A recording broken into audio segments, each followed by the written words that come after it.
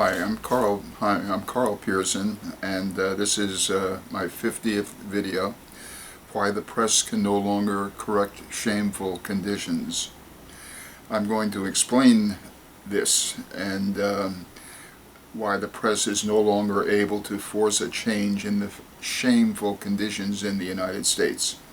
So let me start at the beginning, hundreds of years before there was any telephone, radio, television, or wire services.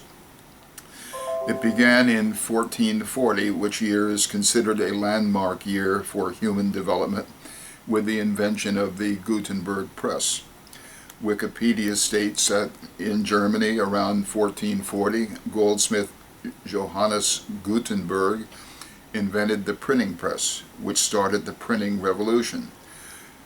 Modeled on the design of existing screw presses, a single Renaissance printing press could produce up to 3,600 pages per workday, compared to 40 by hand printing and a few by hand copying.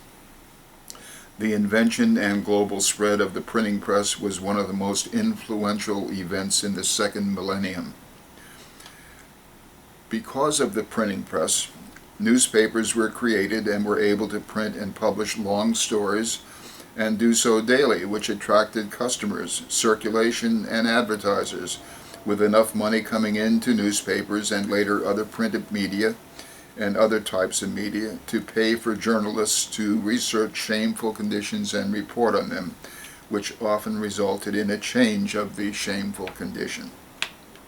The most successful and notable investigative publications and investigative reporters were called muckrakers, a term applied to them by President Teddy Roosevelt in 1906 in a speech about William Randolph Hearst and yellow journalism. Some of the most famous muckrakers are Lincoln Steffens, The Shame of the Cities, published 1904, investigating corruption in municipal government in American cities, including the infamous Boss Tweed corruption in St. Louis and Tammany Hall corruption in New York City. Steffens believed that bad politicians were no worse than others that bought them, and urged that instead of trying to elect different politicians, we should reform the structures that reward or punish the shameful conduct. Ira Tarbell, also 1904, chronicler of American monopolists and best known for Tarbell's 1904 classic, The History of the Standard Oil Company, who exposed the leading companies for their anti-competitive practices.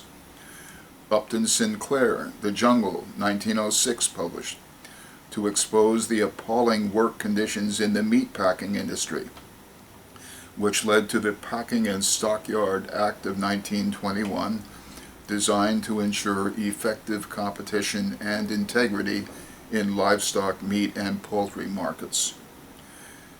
Rachel Carson, Silent Spring in the 1960s, a book with a major impact on the environmental movement, and according to environmental engineer and Carson scholar H. Patricia Hines, Silent Spring altered the balance of power in the world. Ramparts Magazine, 1962, based in San Francisco, a muckraking magazine that was the most freewheeling thing on most American newsstands during the second half of the 1960s. It was very successful with 250,000 circulation, was reported to have a bomb in every issue, but never made money, and its editor's wife financed a new muckraking magazine called Rolling Stone. And finally, Rolling Stone, inspired if not financed in effect by Ramparts Magazine, started in 1967, that's 53 years ago, and continues to this day. Wikipedia states that Rolling Stone is an American monthly magazine that focuses on popular culture. It was founded in San Francisco, California in 1967 by Jan Wenner, who is still the magazine's publisher, and the music critic Ralph J. Gleason. Rolling Stone was also featured in the 2000 lengthy but far from boring movie Almost Famous, which is one of my favorites. The Internet's World Wide Web was started in the mid-1990s. Wikipedia states, since the mid-1990s, the Internet has had a revolutionary impact on culture, commerce, and technology, including the rise of near-instant communication by electronic mail, instant messaging, voice-over Internet protocol, VoIP, telephone calls, two-way interactive video calls, and the World Wide Web with its discussion forums, blogs, social networking, and online shopping sites. Now, I've just provided the basic historical facts and can now provide in summary the reasons why muckraking is no longer successful in exposing and changing shameful and illegal conduct and some of the consequences. Newspapers and TV shows with their investigative reporters require a large circulation and audience to attract advertisers to pay for the journalists. Craigslist came along in 1995 through 1999 and started to take away the valuable classified advertising from the nation's newspapers through essentially free, far more classified and computer searchable classified advertising that was available throughout the nation and world through Internet. As Wikipedia states, the service was founded in 1995 by Craig Newmark for the San Francisco Bay Area. After incorporation as a private for-profit company in 1999, Craigslist expanded into 9 more U.S. cities in 2000, 4 each in 2001 and 2002, and 14 in 2003. Craigslist grew as Internet grew, and the newspapers suffered from this competition by reducing their investigative reporting and journalists and other expenses to try to survive. Many newspapers did not survive. New York City had a steadily decreasing number of newspapers for the past 100 years and is now down to 3, not including free and foreign language newspapers, 2 of which seeming to have financial difficulties. To Craigslist's credit as to providing free advertising and refusing to accept at least several $100 million from Wall Street, it did not succumb to the constant overtures by Wall Street to become a public company, which would have caused Craigslist to start charging for most advertisements, thereby destroying one of the main features and attractiveness of Craigslist.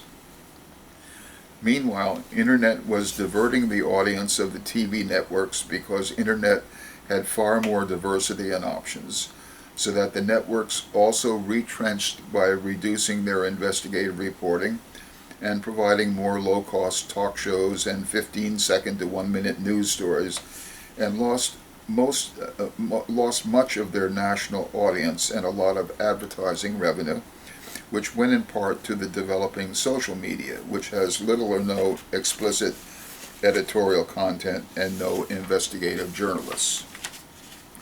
Social media is dividing Americans into a million subgroups and interests instead of bringing them together through everyone watching the same news broadcasts and shows offered by the 3 major TV networks.